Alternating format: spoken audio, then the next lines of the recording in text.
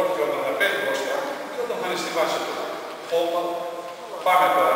70, 60, 80%, 30, 20 μέχρι 40 παραπάνω μπροστά. Πάμε. Οπ, χοπ, χοπ. 1, 2, 3, 4. Προσέξτε λοιπόν. Αυτό εδώ δεν ανεβαίνει επειδή το τραβάω αυτό εδώ. Η μάνα κάνει δουλειά. Αυτό εδώ και αυτό μόνο να ακούσει. Αν αυτό θα κάνει κίνηση μόνο θα κάνει δυναμούχος.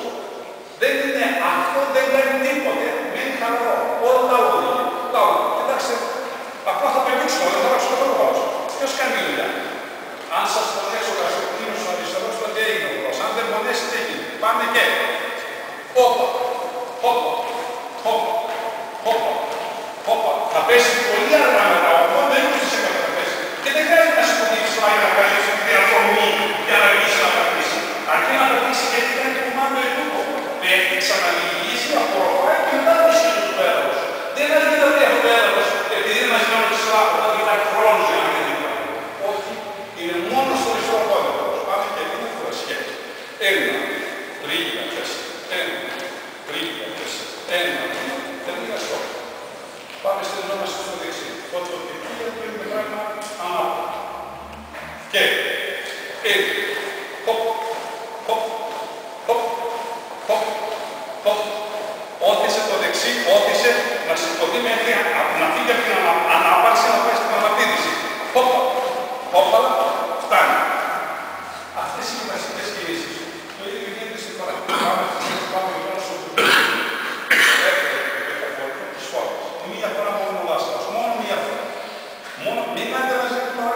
Γιατί αν αυτό το δεν είναι λάθος δεν μόνο μία φορά. Μην κάνετε. Μην κάνετε. Μια μικροκίνηση, αν δείτε, δεν βγαίνει.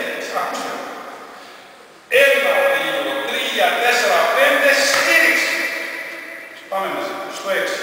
Τώρα, 772 φορές. Όχι μία. Πάμε. Και 1, 2, 3, 4, 5, στήριξη.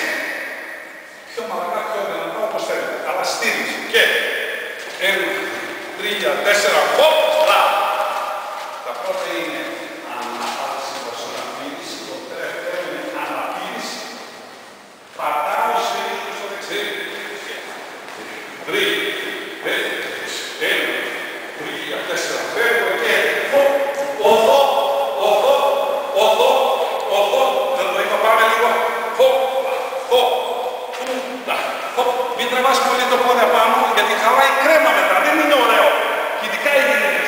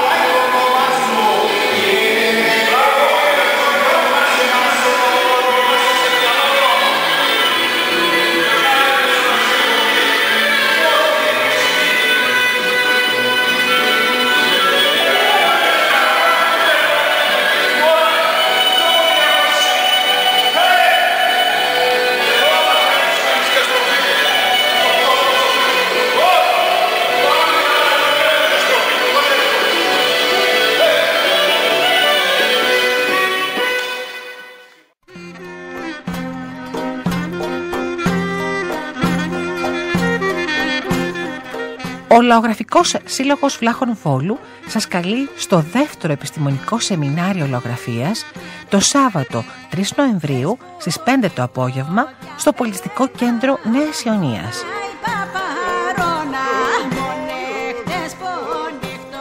Θέμα του η παραδοσιακή χορή της βλαχόφωνης Ρωμαιοσύνης, τόσο στη θεωρία για όλους τους ενδιαφερόμενους, όσο και στην πράξη, αποκλειστικά για χορευτές και χορηδιδάσκαλους